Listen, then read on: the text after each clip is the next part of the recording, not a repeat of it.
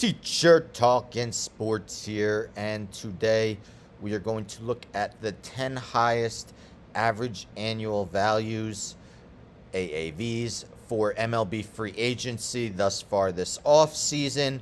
The hot stove has been burning. Free agent frenzy. Players have been signing left and right. Unfortunately, it will likely come to an end for the unforeseeable future, as there is an impending lockout that will begin when the clock strikes midnight for December 2nd. Free agency, no one will be able to sign, no trades. Baseball, basically, nothing will be happening until an agreement is made. But at least we've seen a lot of moves thus far. So here are the 10 highest AAVs this offseason. I will name the players in descending order. Starting with in 10th place, we got Eduardo Rodriguez. He has signed a 5-year, $77 million deal to join the Detroit Tigers. $15.4 million average salary. Had a 4.74 ERA last year, although his FIP, fielding independent pitching, was much better at 3.32. Did go 19-6 in 2019, but sat out 2020 due to COVID complications. In 9th place, we got Starling Marte joining the New York Mets on a 4-year, $78 million deal, average salary of $19.5 million, coming off arguably the best season of his career while with the Marlins and Athletics. Hit .310, the 841 OPS, major league leading 47 steals for the center fielder. In 8th place, and on a 1-year deal, Thor, Noah Syndergaard, 1 year, $21 million. Thor missed all of 2020 after undergoing Tommy John surgery and just made 2 one-inning appearances to end the 2021 season.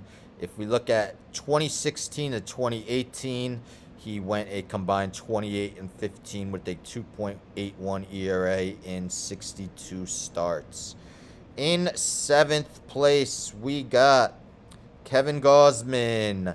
Kevin Gausman is joining the Toronto Blue Jays on a 5-year, $110 million deal, $22 million average.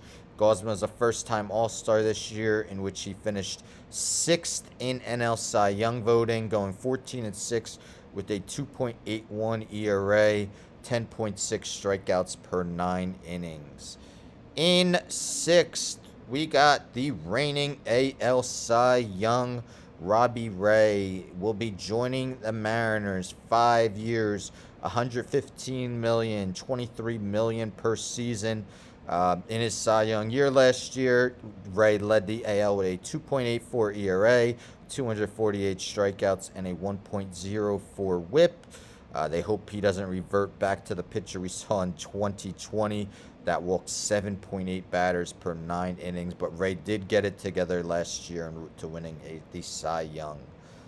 In 5th, we have Javier Baez. Javier Baez is joining the Detroit Tigers on a 6-year, $140 million deal, average salary of $23.3 million.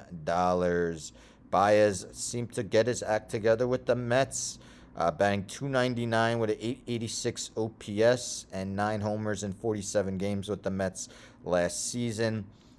Does strike out a ton, doesn't walk a lot, but plays an excellent shortstop and is still a well above average offensive player despite his flaws. In 4th, we have Justin Verlander re-signing with the Astros on a 1-year, $25 million deal.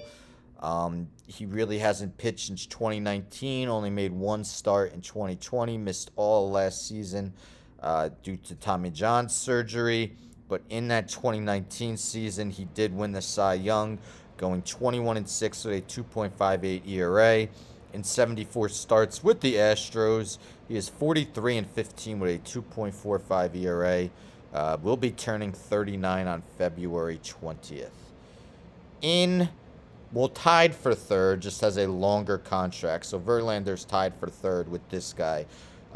His contract's a lot longer. Marcus Semien signing for 7 years, $175 million. Semien broke the record for most homers in a season by a second baseman with 45 last season with the Blue Jays. Finished third in MVP voting last year, won his first Gold Glove, and also finished third in AL MVP voting in 2019 with the Athletics. In second, we got Corey Seager, taking an enormous 10-year, $325 million deal with the Rangers.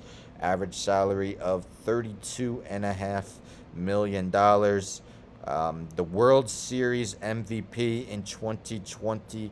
Has had some injury ailments throughout his career, but has proven to be an excellent hitter. Batted .306 with a .915 OPS last year. In 2016 was third in MVP voting, and 2020 was ninth.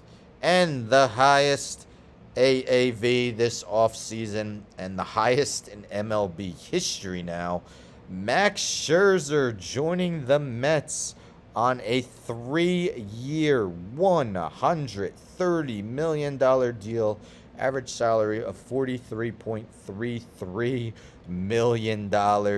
Scherzer finished third in NL Cy Young voting last year, pitching for the Nationals and Dodgers. Also finished third in 2019, second in 2018, first in 2017, first in 2016, fifth in 2015, fifth in 2014, first in 2013. The future first ballot Hall of Famer will be turning 38 years old on July 27th, but hasn't slowed down one iota. And if we look here, highest average annual values in MLB history. You see Max Scherzer easily taking the lead over Garrett Cole and Mike Trout. Trout was an extension, but Cole previously had the highest average annual value signed in free agency. Scherzer surpasses that by over $7 million. If we scroll down, we see Corey Seager has taken the 11th place position at his $32.5 million. So these are the 10 highest average annual values thus far this offseason. Of course, as I mentioned, free agency will likely come to a halt come midnight December 2nd. Again, good free agents still available. Carlos Correa is going to get paid. Other guys, Freddie Freeman, Marcus Stroman, Clayton Kershaw, and amongst others. But we may have to wait a while for them to sign. If they do not sign before the clock strikes midnight for December 2nd, let me know in the comments who you think among these players got overpaid, got underpaid. Maybe they got paid exactly what you expected. Who do you expect to perform the best? Who are you most excited to see play? Most are on new teams. The only guy who re-signed out of those 10 is Justin Verlander, and it was just a 1-year deal. Thank you for watching. Don't forget to subscribe, like the video, share the video, hit the bell for notifications. I'm out.